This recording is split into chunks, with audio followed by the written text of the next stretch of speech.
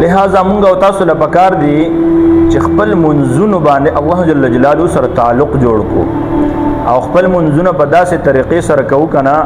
چې خپل الله جل جلاله سره خبرې کوو او داسې خبرې کوو د خپل رب سره چې یقینا انسان په داسې انهماک کې زیدن نه منځ وایا چې آیا مونږ د خپل منځ مونږ د خپل منځ چې د الفاظ ټیک کړي دي کنه مونږ خپل منځ څنګه کوو خپل الله سره په تعلق جوړو کنه او یاد ساتئ څوک چې د منځونو اهتمام کوي یقینا الله جل جلاله د داسې خلکو د پاره انعامات ذکر کړي دي او څوک چې منځونه نه کوي کنه یقینا الله جل جلاله د غي د پاره ډېر د عذابونو تذکره کړي ده الله ولو خلق بارک راضي چې سو کال د غینه تکبیر الله د سړونه نه دی فوت شوی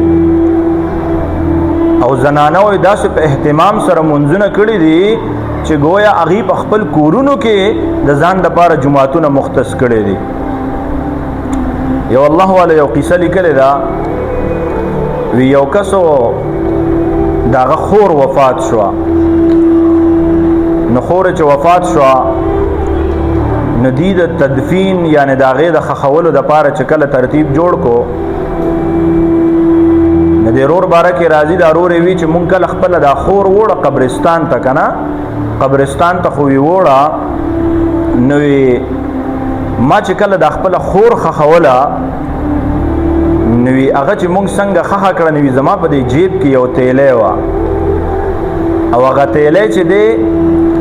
وی په دې تدفین یعنی د خخولو په ټیم کې زه پوه نه شوم زمانه په دې قبر کې دن ورتا وشو دی وی کله چې مونږ د خپل خور خخه کړه او وی مونږ راغلو کور ته چې ما هغه کې څه ضروری کاغذات وو وی ما کاغذات کتلو چې ما ته یاد شو چې او خو هغه تیلې خو زما په جیب کې او ما په قبرستان کې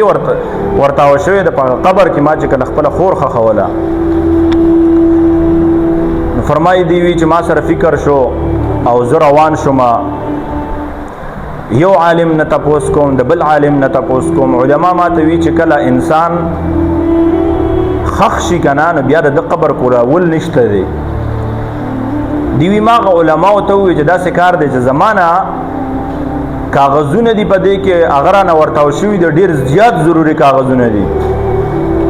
علما ورته اجازه ورکو ویزه سیدا ته دا شکارو که چې د قبر یو سایډ کولاو کا ځکه چې تا ته عذر دی او د عذر په بنا باندې چې دی تا ته اجازت شته دی د کس باره کې راځي دی وی ما دا شکارو کو چې زراغ لما وی د قبر دا یو سایډ چې دی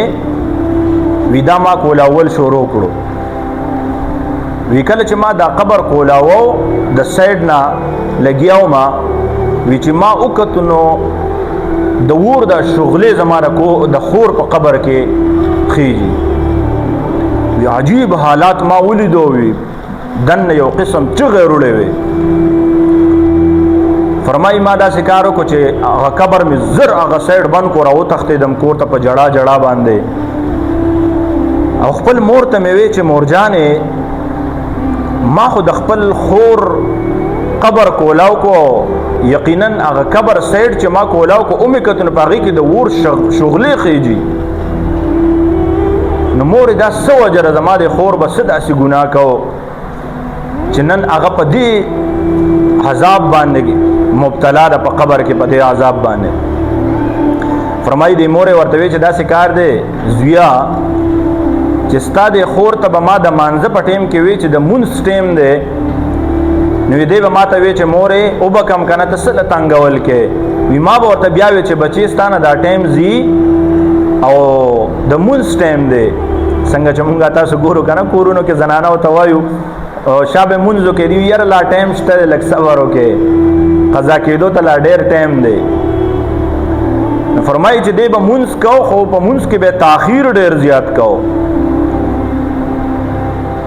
نن زکه په دی باندې دا عذاب په قبر کې دی مونږ سوچو کو کنه زمون کوم حال لې مانځه ټیم راشي یا روټه په خو یا بل صدا سے کار کو بس وای او بشي او بکو ټیم لاشته دی بعض اوقات کې مونږ ګورو د زنانو د سحر مونږ اکثر قضا دي تر قضا ټایم پتم نه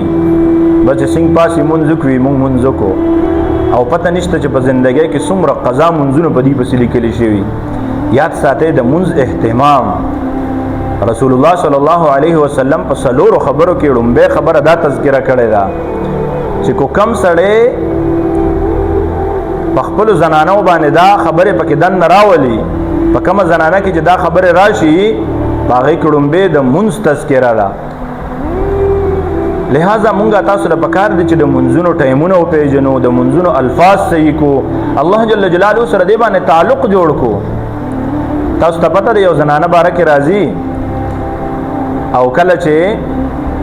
الله جل جلاله سره تعلق د کوم زنانه جوړ شي کنه دا غي بارکه الله والو بارکه عجیب عجیب واقعات راضي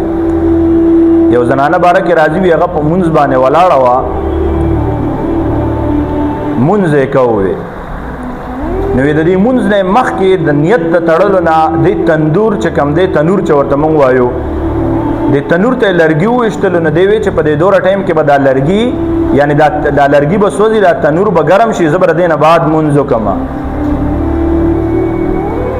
دا تنور چې ګرميږي نه زب مونږ کوما او دې کې به دا تنور چې کم دی دا ګرم شي فرمایي دا راغله په مونږ باندې ودرې دا د دې زنانه یو ماشوم بچیو او د ماشوم لا شیطان وسوسه چی په زړه کې جته دا سکارو کا چې ته د تندور طرف ته کم دی د تنور طرف ته تو ز د ماشوم له شیطان زړه کې وسوسه چی دا زنانه په منځ باندې ولاړه ده الله والا زنانه د الله سره تعلق جوړ کړي دي اذا صلت المرأة خمسها منذ گویا چې څنګه منذ فرمایي د دې زنانه چې کله خیال شو چې دا ماشوم تنور طرف ته روان دی د دې زړه کې رالو چې زه دا منځ ماتوم او دا ماشوم د دې تنور نه د خوا کوم خو دا په دې منځ کې دومره ډوبه لاړه چې د دې نه بالکل خبره یې را شو د ماشوم نه فرمایي چې څنګه دا ماشوم روانو د تنور ته روانو حالن کې مسله دا چې کله داسې حالات راشي کنه فقهي مسله دا چې یو ماشوم یا تنور ته پریوزي یا د چت نه را پریوزي شرعي مسله دا چې منځ د مات کړي شي او دغه ماشوم د بچ کړي شي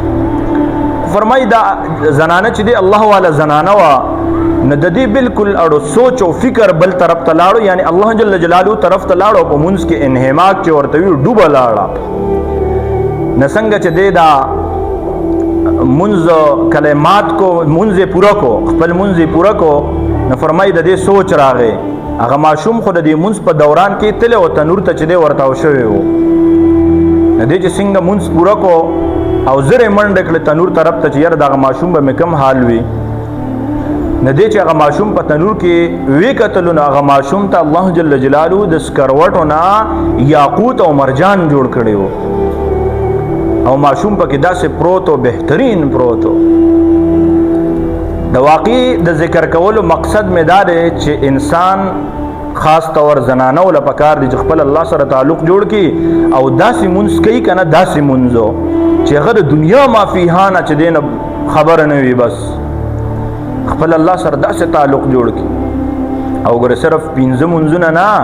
بلکې مونږ او تاسو ته الله جل جلاله څومره اوقات را کړی دي د اشراق وخت مونږ سره فارغ وي د تهجد لپاره مونږ سره وخت فارغ وي لہذا مونږ او تاسو له پکار خپل الله سره تعلق جوړ بیا رسول الله صلی الله علیه وسلم د دویمه خبره تذکرہ کوي چې کوم زنانه د دې خیال ساتو دخلت من ای ابواب الجنه شاءت وصامت شهر